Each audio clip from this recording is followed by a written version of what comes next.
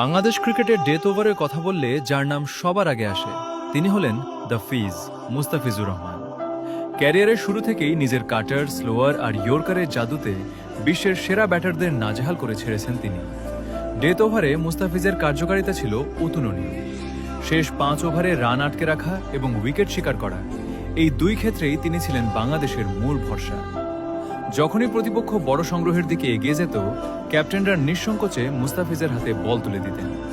তার নিখুঁত ইয়র্কার এবং গতির পরিবর্তন ব্যাটারদের জন্য এক ধাঁধা স্বরূপ ছিল, যা তাকে আন্তর্জাতিক ক্রিকেটে অনন্য করে তুলেছিল। এখন প্রশ্ন ওঠে, মুস্তাফিজের মতো ডেথ ওভার বোলার কি বাংলাদেশ আর পেয়েছে? শেরিফুল বা তানজিম সাকিবদের মধ্যে সম্ভাবনা থাকলেও মুস্তাফিজের মতো অভিজ্ঞতায় ঠাসা গেম রিডিং ক্ষমতা এখনও কোনো বোলারই পুরোপুরি আয়ত্ত করতে পারেনি। ডেথ ওভারে চাপের মুহূর্তে মাথা ঠান্ডা রেখে সঠিক পরিকল্পনা বাস্তবায়ন করা মুস্তাফিজের এক বিশেষ গুণ, যা শিখতে নতুনদের আরও অনেক অভিজ্ঞতা প্রয়োজন।